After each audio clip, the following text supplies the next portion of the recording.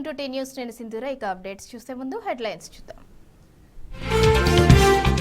ప్రాజెక్టుల అప్పగింత నష్టాన్ని ప్రజలకు వివరిద్దాం. బీఆర్ఎస్ శ్రేణులకు అధినేత కేసీఆర్ దిశానిర్దేశం. ఉమ్మడి రాష్ట్రంలో తెలంగాణకు అన్యాయం జరగలేదు, సమైక్య పాలననే బాగుందన్న సీఎం రేవంత్. సీఎం అనుచిత వ్యాఖ్యలపై నెటిజన్ల ఆగ్రహం. రేవంత్ చెప్పిన హామీలన్నీ ఓ చోట చేర్చి కామెంట్లు. పార్లమెంట్లో ప్రశ్నించే గొంతుక బీఆర్ఎస్. కార్యకర్తలను ఉత్సాహపరిచేలా కేటీఆర్, హరీష్ ప్రసంగాలు. కాంగ్రెస్ క్యాంపు రాజకీయాలకు అడ్డాగా తెలంగాణ. హైదరాబాద్లో జార్ఖండ్, బీహార్ ఎమ్మెల్యేల క్యాంప్. రైట్, ఇక అప్డేట్స్ చూద్దాం. కృష్ణా జలాలపై హక్కులను కాపాడుకుందామని బీఆర్ఎస్ అధినేత కేసీఆర్ పిలుపునిచ్చారు. కేసీఆర్ అధ్యక్షతన పార్టీ అత్యున్నత స్థాయి సమావేశం నిర్వహించారు. ప్రాజెక్టుల అప్పగింత వల్ల జరిగే నష్టాన్ని ప్రజలకు వివరిద్దామని బీఆర్ఎస్ శ్రేణులకు దిశానిర్దేశం చేశారు. 10 ఏళ్ల కృషి బీఆర్ఎస్ విజయాలను తెలుపుదామన్నారు.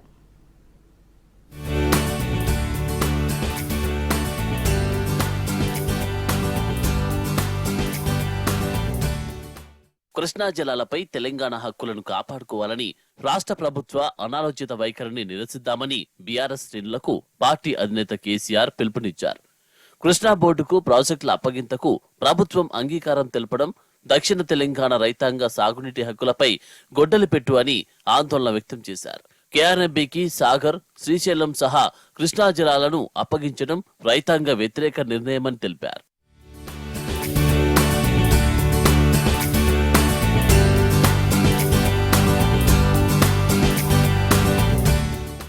బీఆర్ఎస్ అధినేత కేసీఆర్ అధ్యక్షతన పార్టీ అత్యున్నత స్థాయి సమావేశం నిర్వహించారు. సమావేశానికి కృష్ణా బేసిన్ పరిధిలోని పార్టీ ఎమ్మెల్యేలు, మాజీ మంత్రులు, అందుబాటులో ఉన్న పార్టీ ముఖ్య నేతలు హాజరయ్యారు. ప్రభుత్వ నిర్ణయం వల్ల తెలంగాణ జల హక్కులకు వాటిల్లబోయే ప్రమాదాన్ని రైతాంగానికి, ప్రజలకు వివరించాలని దిశానిర్దేశం చేశారు కేసీఆర్. బీఆర్ఎస్ పై చేస్తున్న ఆరోపణలకు దీటుగా జవాబివ్వాలని, జల హక్కుల సాధనకు బీఆర్ఎస్ ప్రభుత్వం 10 ఏళ్లలో చేసిన కృషిని వివరిద్దామని సూచించారు. ప్రాజెక్టుల నిర్మాణానికి వాటిల్లబోయే ఆటంకాలను కూడా ప్రస్తావించాలని నిర్ణయించారు. రేపు కార్యకర్తల ముఖ్య సమావేశం, ప్రాజెక్టుల అప్పగింత అంశం నేపథ్యంలో బీఆర్ఎస్ అధినేత కేసీఆర్ కీలక నిర్ణయం తీసుకున్నారు. మంగళవారం తెలంగాణ భవన్లో ప్రత్యేక సమావేశాన్ని నిర్వహించాలని నిర్ణయించారు. కృష్ణా బేసిన్ పరిధిలోని ఉమ్మడి నల్గొండ, మహబూబ్ నగర్, రంగారెడ్డి, ఖమ్మం, హైదరాబాద్ 5 జిల్లాల ముఖ్య కార్యకర్తలతో భేటీ కానున్నారు. మరోవైపు మంగళవారం ఉదయం నుంచి సాయంత్రం వరకు సమావేశం కొనసాగే అవకాశం ఉందని తెలుస్తోంది.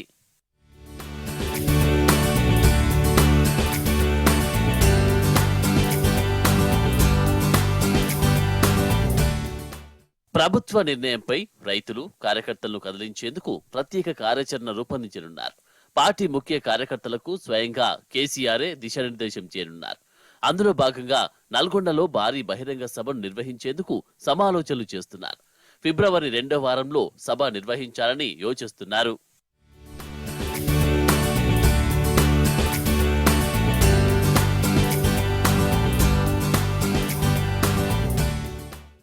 ప్రాజెక్టుల అప్పగింతకు సంబంధించి ప్రభుత్వ వైఫల్యాన్ని దాచిపెట్టేందుకు రేవంత్ ఆపసోపాలు పడ్డారు. సెక్రటేరియట్లో మీడియా సమావేశం నిర్వహించిన రేవంత్ ప్రాజెక్టుల అప్పగింత అంశంలో బీఆర్ఎస్ పై తీవ్ర ఆరోపణలు చేశారు. కేసీఆర్ ప్రభుత్వానికి అబద్దాలను ఆపాదిస్తూ మాట్లాడారు. వాస్తవాలు విస్మరించి రాష్ట్ర సర్కార్ కప్పదాటు యత్నానికి యత్నించిందన్నారు. ఉమ్మడి రాష్ట్రంలో కాంగ్రెస్ ప్రభుత్వం తెలంగాణకు చేసిన అన్యాయాన్ని కూడా బీఆర్ఎస్ పైకి నెట్టేందుకు పూనుకున్నారు.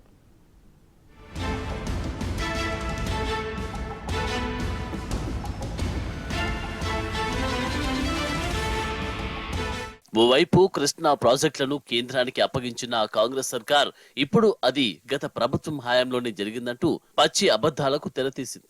స్వయంగా ముఖ్యమంత్రి రేవంత్ రెడ్డి పత్రికా ముఖంగా కొన్ని డాక్యుమెంట్స్ చూపి వాటి ఆధారంగా బీఆర్ఎస్ ను నిందించే యత్నం చేశారు.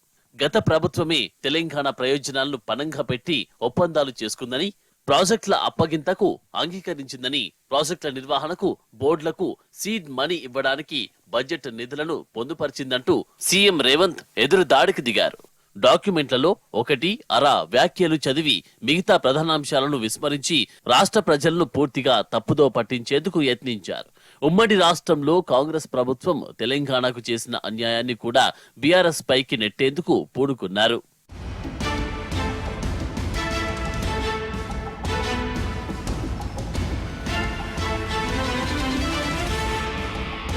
సీఎం రేవంత్ రెడ్డి వెల్లడించిన అంశాలన్నీ పూర్తిగా అసత్యమని, ఆయా డాక్యుమెంట్లను పరిశీలిస్తేనే పునర్విభజనకు ముందు తెలంగాణ ఏపీకి మధ్య ఎలాంటి నీటి ఒప్పందాలు లేవు. ట్రిబ్యునల్ కేటాయింపులు కూడా ప్రత్యేకంగా వేర్వేరుగా లేవు. ఉమ్మడి ఏపీని పరిగణలోకి తీసుకుని వచ్చినవి మాత్రమే. దీంతో అప్పటికే ప్రాజెక్టుల వారీగా నీటి లెక్కలను తీయగా ఏపీ 512 టీఎంసీలు, తెలంగాణ 299 టీఎంసీలను వినియోగించుకుంటున్నది.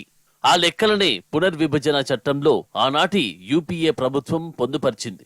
ముసాయిదా బిల్లుపై తెలంగాణ అసెంబ్లీలో 2013లో చర్చ కూడా జరిగింది.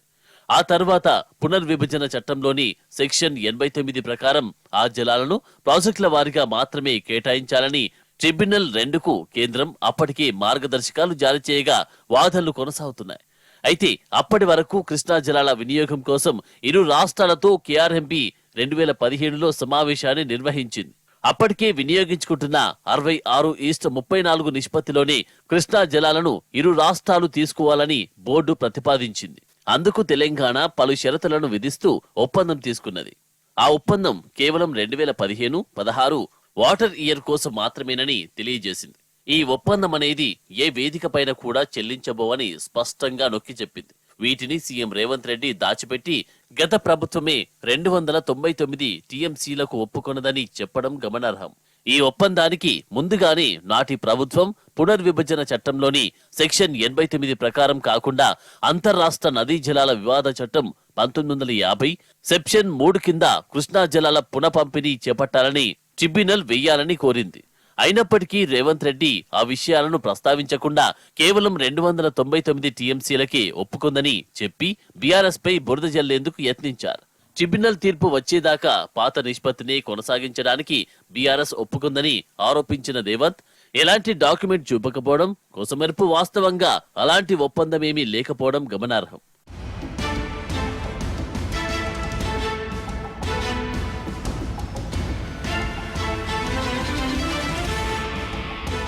2016 నాటికి కూడా కృష్ణా బేసిన్ ప్రాజెక్టులు పూర్తి కాకపోవడంతో 2015 ఒప్పందాన్ని మరొక ఏడాదికి పొడిగించడానికి మొదటి ఎపెక్స్ మీటింగ్ నిర్ణయం జరిగింది. 2017-18 నాటికి ప్రాజెక్టులు పాక్షికంగా పూర్తయి ఆయకట్టుకు నీరిచ్చే దశకు చేరుకున్నాయి. కృష్ణాలో మన నీటి వినియోగం పెరిగింది. అందుకే 2018 నుంచి నీటి పంపిణీ 50:50 నిష్పత్తిలో జరగాలని కేంద్ర ప్రభుత్వానికి లేఖ రాసింది. ఆ తర్వాత బోర్డు సమావేశాల్లో లేఖల్లో ఈ అంశాన్ని లేవనెత్తుతూ ఉన్నది.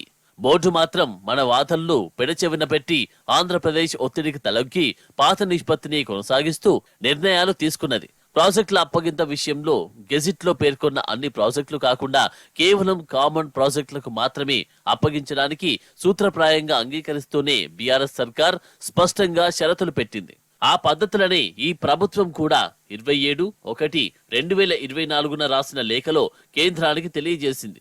ఆనాడు బీఆర్ఎస్ సర్కార్ పెట్టిన షరతులను ఇటీవల కాంగ్రెస్ సర్కార్ మరోసారి కేంద్రానికి విధిస్తూ వాటి మీదనే ప్రాజెక్టుల అప్పగింతకు ఒప్పుకున్నామని రేవంత్ ఆరోపించడం గమనార్హం. 7 ఏళ్లుగా నీటి పంపకానికి సంబంధించి తాత్కాలిక ఒప్పందాన్ని కొనసాగించడమేంటని బీఆర్ఎస్ సర్కార్ తీవ్ర అభ్యంతరం వ్యక్తం చేసింది. 50:50 నిష్పత్తిలో వినియోగించుకుంటామని కొత్త ప్రతిపాదనను ప్రతిపాదించింది. బోర్డు పాత విధానంలోనే కేటాయింపులను స్వతహాగా చేపట్టగా దానిపైన కేంద్రానికి కేసీఆర్ లేఖ రాశారు.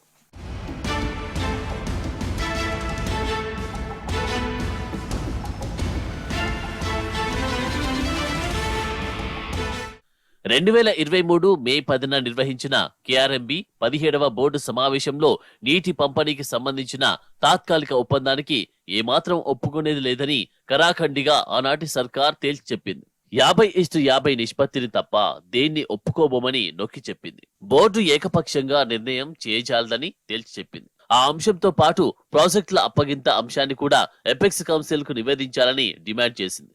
ఆనాటి బోర్డు సమావేశ మినిట్స్ లో ఈ అంశాలన్నీ రికార్డయ్యాయి. అప్పటికి అవేవి చెప్పకుండా కేవలం ప్రాజెక్టుల అప్పగింతకు ఆనాటి ప్రభుత్వమే అంగీకరించిందని మాత్రమే ముఖ్యమంత్రి రేవంత్ వెల్లడించడం గమనార్హం. ప్రాజెక్టుల అప్పగింతకు బీఆర్ఎస్ ప్రభుత్వం ఒప్పుకుందని చెబుతూ మరో రుజువుగా 2023-24 బడ్జెట్ డిమాండ్ పుస్తకాన్ని రేవంత్ చూపారు. అందులో 114 పేజీలో బోర్డులకు సీడ్ మనీ చెల్లించడం కోసం బడ్జెట్లో 400 కోట్లను బీఆర్ఎస్ ప్రభుత్వం పొందుపరిచిన మాట వాస్తవమే.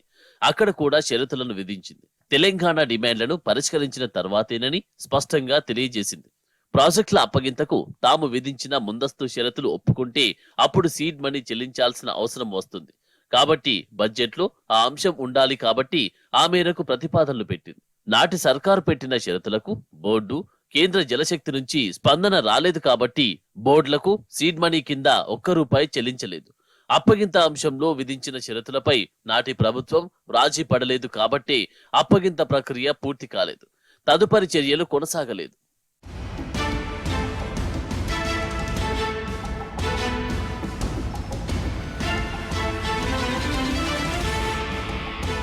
రాయలసీమ ఎత్తిపోతల పథకం మాజీ సీఎం కేసీఆర్ కనుసన్నల్లోని ప్రగతి భవన్ వేదికగానే కొనసాగిందని సీఎం రేవంత్ రెడ్డి ఆరోపించారు.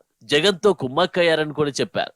వాస్తవం ఏంటంటే ఆర్ఎల్ఎస్ ను ఆనాటి బీఆర్ఎస్ ప్రభుత్వం మొదటి నుంచి వ్యతిరేకించింది. అందుకు సాక్ష్యంగా కేంద్రానికి, బోర్డుకు రాసిన అనేక లేఖలున్నాయి. 2020 మేలో జగన్ సర్కార్ జీవో 203 జారీ చేయడానికి ముందు ఆ ప్రాజెక్టుపై ఆ రాష్ట్ర సీఎం జగన్మోహన్ రెడ్డి ఆంధ్ర అసెంబ్లీలో డిసెంబర్ 2019 చేసిన ప్రకటన నుంచే బీఆర్ఎస్ ప్రభుత్వం వ్యతిరేకించింది. కేంద్రానికి ఫిర్యాదు చేసింది. ఫలితంగానే రాయలసీమ లిఫ్ట్ పనులను తక్షణమే ఆపేయాలని ఆదేశాలు జారీ చేస్తూ నాటి కేంద్ర మంత్రి గజేంద్ర సింగ్ షెకావత్ స్వయంగా ఆంధ్ర ముఖ్యమంత్రికి లేఖ రాశారు. అదే సమయంలో ఒక ప్రైవేటు వ్యక్తి పర్యావరణ అనుమతి లేకుండా రాయలసీమ లిఫ్ట్ పనులు చేపట్టారని ఎన్జీటీలో కేసు వేస్తే ఆ కేసులో కూడా తెలంగాణ ప్రభుత్వం ఇంప్లీడ్ అయింది. బలమైన వాదనలు వినిపించి ఆ ప్రాజెక్టు పనులపై స్టే ఆర్డర్ తీసుకొచ్చింది. ఎన్జీటీ ఆధ్వర్యంలో ప్రత్యేక నిజ నిర్ధారణ కమిటీ కూడా వేయించింది. రాయలసీమ లిఫ్ట్ పై బీఆర్ఎస్ ప్రభుత్వం నిరంతరం రాజీ లేకుండా పోరాటం చేసింది అనడానికి అంతకంటే సాక్ష్యం ఏం కావాలి? అవేవి చెప్పకుండా నిరాధారంగా ఎలాంటి రుజువు చూపకుండానే జగన్మోహన్ రెడ్డితో మాజీ సీఎం కేసీఆర్ కుమ్మక్క అయ్యారని రేవంత్ రెడ్డి ఆరోపించడం అవగాహన రాహిత్యానికి నిదర్శనంగా చెప్పవచ్చు. ప్రాజెక్టుల అప్పగింత అంశంపై కేంద్రానికి గత ప్రభుత్వం అనేక లేఖలు రాసింది, అనేక డిమాండ్లను పెట్టింది. అందుకు సంబంధించి నిర్వహించిన సమావేశాలను పలు సందర్భాల్లో బాయ్కట్ చేసింది. సిడబ్ల్యూసీ రూపొందించిన ప్రాజెక్టుల ఆపరేషన్ ప్రోటోకాల్ ఏపీకి వంతపాడేలా ఉందని చెప్పి నిర్ద్వందంగా తిరస్కరించింది. దీంతో ఆ ప్రక్రియ పూర్తిగా పక్కన పడింది. అయితే ప్రస్తుతం కాంగ్రెస్ ప్రభుత్వం అందుకు పూర్తిగా విరుద్ధంగా వ్యవహరిస్తున్నది. ఒకవైపు ప్రాజెక్టుల అప్పగింతకు షరతులను విధించామని అప్పటి వరకు అంగీకరించలేదని చెబుతూనే మరోవైపు ప్రాజెక్టుల అప్పగింత తర్వాత తీసుకోవాల్సిన నిర్వహణ చర్యలకు సిద్ధమవుతున్నది. ఆపరేషన్ ప్రోటోకాల్ ఖరారు కాకుండానే ప్రాజెక్టుల అప్పగింతకు అంగీకరిస్తున్నది. కేంద్రం నుంచి కూడా అందుకు జవాబు ఏమీ రాలేదు. ఇక నాగార్జునసాగర్ డ్యామ్ ను తిరిగి తెలంగాణ స్వాధీనం చేసుకుంటుందా లేదా అనే దానిపై స్పష్టతనివ్వలేదు. కానీ పూర్తిగా గత ప్రభుత్వంపై నిందలు మోపేందుకే పత్రికా సమావేశం పెట్టినట్టుగానే ఉన్నది తప్ప ప్రాజెక్టుల అప్పగింత అంశంపై ఎలాంటి విధానాన్ని ప్రకటించలేదు. ఒకవైపు ఒప్పుకుంటామంటారు, మరోవైపు గత ప్రభుత్వమే అది చేసిందంటూ అసంబద్ధ అవాస్తవ వాదనలు వినిపించారు తప్ప మరేమీ లేదు. గోబెల్స్ ప్రచారం, మోసపూరిత హామీలతో కాంగ్రెస్ అధికారంలోకి వచ్చిందన్నారు మాజీ మంత్రి హరీష్ రావు. 2 నెలల్లోనే కాంగ్రెస్ పాలనపై ప్రజల్లో వ్యతిరేకత మొదలైందన్నారు. ఎన్నికల్లో కాంగ్రెస్ ఇచ్చిన హామీలను పూర్తిగా అమలు చేసే వరకు ఒత్తిడి తెస్తూనే ఉంటామన్నారు హరీష్ రావు. ఫిబ్రవరిలోనే గ్రూప్ 1 నోటిఫికేషన్ ఇస్తామని పేపర్లలో యాడ్స్ ఇచ్చిన మాట వాస్తవం కాదా అని ప్రశ్నించారు. ఆసరా పెన్షన్ లబ్ధిదారులకు ఇప్పటికే కాంగ్రెస్ ప్రభుత్వం 1 నెల పెన్షన్ ఎగ్గొట్టిందన్నారు హరీష్ రావు. ప్రజలు కూడా మననేమి రిజెక్ట్ చేయలే. మనం ఎంతలో పోయినాం? 1.8% ఓట్లతో మాత్రమే మనం ఓడిపోయినాం. 39 మంది ఎమ్మెల్యేలు గెలిచాం. కేవలం 4.5 లక్షల ఓట్ల తేడాతో ఇలా మన ప్రభుత్వాన్ని కోల్పోయినాం. ప్రజల్లో కూడా మన మీద నమ్మకం ఉన్నది. చాలా స్వల్ప తేడాతోని ఇలా మనం ప్రభుత్వాన్ని కోల్పోయినాం. సరే, దురదృష్టవశాత్తు మన తెలంగాణలో సామెత ఉంటది, నిజం గడప దాటక ముందే అబద్ధం ఊరంతా చుట్టేస్తుందట. ఇవాళ ఈ కాంగ్రెస్ వాళ్ళు చేసిన గోబల్స్ ప్రచారం, దుష్ప్రచారం ఇలా మొత్తం కూడా రాజ్యమైనటువంటి పరిస్థితి ఉన్నది. ఎన్నికల్లో రకరకాల హామీలు ఇచ్చారు. ఏమైంది అని మనం మాట్లాడితే ఏమంటున్నారు? అరే మీరు తొందరపడబడుతుంది, ఇప్పుడే అడుగుతారా అంటారు. మేం తొందరపడతలేం, డేట్లు ఇచ్చిందే మీరు కదా, మనం ఇచ్చినామా డేట్లు? ఫుల్ పేపర్లలో ఫుల్ పేజ్ యాడ్లు ఇచ్చిండ్రు. ఇగో మేము జాబ్ క్యాలెండర్ ఇస్తా ఉన్నాం, మా గవర్నమెంట్ రాగానే ఈ తారీఖు నాడు ఉద్యోగాలకు నోటిఫికేషన్ ఇస్తామని అన్నారు. అందులో ఫిబ్రవరి 1వ తేదీ నాడు గ్రూప్ 1 ఉద్యోగాలకు మేము నోటిఫికేషన్ ఇస్తామని చెప్పి ఎలక్షన్ల ముంగట హస్తం గుర్తుకు ఓటేయండి అని ఫుల్ పేజ్ అడ్వర్టైజ్మెంట్లు ఇచ్చిండ్రు. మరి నిన్నగాక మొన్ననే ఫిబ్రవరి 1 పోయింది, వచ్చింది ఆ గ్రూప్ 1 నోటిఫికేషన్? ఏమిచ్చిండ్రు? మీరే చెప్పిండ్రు, ఇక మీరెవరు కరెంటు బిల్లులు కట్టద్దు. స్వయంగా ఎవరు చెప్పిండ్రు? రేవంత్ రెడ్డి గారే చెప్పిండ్రు, మీరెవరు కరెంటు బిల్లులు కట్టద్దు, డిసెంబర్ నెల నుంచి మీ కరెంటు బిల్లులు సోనియా గాంధీ కట్టదని చెప్పిండ్రు. పాప ముసలోళ్ళు ఆగమవుతున్నారు. జనవరి నెలలో 1వ తారీఖు నుంచి 31వ తారీఖు దాకా 2000 పెన్షన్ ఇయ్యలే. ఆ నెల పెన్షన్ ఎగబెట్టి ఇప్పుడు ఫిబ్రవరిలో ఇస్తున్నారు. అంటే ఒక నెల ఎగరగొట్టినట్టేనా? జనవరిలో పెన్షన్ డబ్బులు రాలే, ఇప్పుడు ఫిబ్రవరిలో మొన్న 2 తారీఖు 3 తారీఖుకి స్టార్ట్ చేసిండ్రు. అంటే ఒక నెల ఆసరా పెన్షన్ ఎగ్గొట్టింది ఇలా కాంగ్రెస్ పార్టీ. ఈ రాష్ట్రంలో 6.5 లక్షల మంది ఆటో కార్మికులు ఇవాళ అన్నం లేక, ఇన్స్టాల్మెంట్లు కట్టలేక, కిస్తులు కట్టలేక ఇలా ఆత్మహత్య చేసుకునేటువంటి పరిస్థితి వచ్చింది ప్రభుత్వం వచ్చినాక అంటున్నారు. ఇప్పటికి 12 మంది ఆటో డ్రైవర్లు ఆత్మహత్య చేసుకున్నారు. పాపం ఈ ప్రభుత్వం నుంచి కనీసం ఒక్క మంత్రి గాని ఒక్క ఎమ్మెల్యే కూడా పోయి ఆటో డ్రైవర్లను పరామర్శించిన పరిస్థితి లేదు, వాళ్ళకి చీమ కుట్టినట్టు లేదు. 12 మంది ఆటో డ్రైవర్లు ఆత్మహత్య చేసుకున్నారు. ప్రగతి భవన్ ముందే పోయి ఆటోను తగలబెట్టి తమ నిరసన చెప్పినా కూడా ఈ ప్రభుత్వానికి కనీసం కదలిక కూడా వస్తున్నటువంటి పరిస్థితి. పార్లమెంట్ ఎన్నికల కోడ్ వచ్చేలోపే అన్ని హామీలను కాంగ్రెస్ పార్టీ అమలు చేయాలని డిమాండ్ చేశారు మాజీ మంత్రి హరీష్ రావు. హామీలను అమలు చేసి కాంగ్రెస్ పార్టీ తమ చిత్తశుద్ధిని నిరూపించుకోవాలన్నారు. ఢిల్లీలో కాంగ్రెస్ అధికారంలోకి వచ్చే పరిస్థితి లేదన్నారు. తెలంగాణ ప్రయోజనాలను కాపాడేది కేవలం బీఆర్ఎస్ పార్టీ మాత్రమే అన్నారు. ఢిల్లీలో అయినా గల్లీలో అయినా తెలంగాణ కోసం పోరాడేది గులాబీ పార్టీయే అన్నారు హరీష్ రావు. కేంద్ర ప్రభుత్వం ఎంత ఒత్తిడి తెచ్చినా నాగార్జున సాగర్, శ్రీశైలం ప్రాజెక్టులను, కృష్ణా మీద ఉన్న ప్రాజెక్టులను మనం ఢిల్లీకి అప్పచెప్పకుండా కాపాడినాం. కానీ 2 నెలల్లోనే వీళ్ళు ఆ ప్రాజెక్టులను ఢిల్లీకి అప్పచెప్పిండ్రు. ఇవాళ మనకు మంచినీళ్లు కావాలన్నా, కరెంటు కావాలన్నా, కాలువ నీళ్లు కావాలన్నా ఢిల్లీని అడుక్కునే పరిస్థితి తెచ్చిపెట్టిండ్రు. అంటే అవగాహన రహిత్యం. ఎట్లయిపోయింది వీళ్ళ పాలన అంటే, ఆనాడు ప్రచారంలో అబద్దాలు, నేడు పాలనలో అసహనం. ఇవాళ అబద్దాలు. ఇవాళ ఎవరన్నా ప్రచారం చేసేటప్పుడు ఓట్లప్పుడు అబద్దాలు ఆడిందంటే సరే ఏదో గెలవడం కోసం చెప్పింది అనుకోవచ్చు. కానీ వీళ్ళు ప్రభుత్వంలోకి వచ్చిన తర్వాత కూడా ఇవాళ అబద్దాలే మాట్లాడుతున్నారు. కనీసం ఇప్పుడైనా నిజాయితీగా పరిపాలించండి, ప్రజల కోసం పనిచేయండి, ప్రజలకు ఇచ్చిన 420 హామీలు అమలు చేసే బాధ్యత తీసుకోవాలని చెప్పి నేను వారిని కోరుతా ఉన్నా. ఇవాళ తెలంగాణకు బీఆర్ఎస్ పార్టీ శ్రీరామ రక్ష. గల్లీలు ఎవడన్నా ఉండని, ఢిల్లీలో ఎవడన్నా ఉండని, కానీ తెలంగాణ ప్రజలను కష్టాల్లో ఆదుకునే విషయంలో, తెలంగాణ గొంతు విప్పే విషయంలో, తెలంగాణ గళాన్ని వినిపించడంలో బీఆర్ఎస్ పార్టీ మాత్రమే ముందుంటది అనేటువంటి విషయాన్ని మనం ప్రజలకు చెప్పాలి. మనం ఎక్కడ అధైర్యపడద్దు. ఇవాళ ఈ రాష్ట్ర ప్రభుత్వం రేవంత్ రెడ్డి గారు చిన్నగా స్టార్ట్ చేసిండు. ఢిల్లీలో కాంగ్రెస్ గవర్నమెంట్ వస్తేనే ఈ హామీలు అమలైతే అంటుంది. వస్తుందా ఢిల్లీలో గవర్నమెంట్? మొన్న ఆమె చెప్పింది అమ్మగారు మమతా బెనర్జీ గారు మాట్లాడుతూ, అరే 40 సీట్లు రావు మీ కాంగ్రెస్ పార్టీకి, మీకు దమ్ముంటే 40 సీట్లు తెచ్చుకోండి అని చెప్పి మాట్లాడింది మమతా బెనర్జీ. దేశం మొత్తం మీద 40 తెచ్చుకోండి అంటున్నది ఆమె. 40 సీట్లు రాని కాంగ్రెస్ పార్టీ కేంద్రంలో అధికారంలోకి వస్తుందా? ఇవాళ ఒక్కొక్క వికెట్ పోతుంది ఇండియా కూటమి నుంచి.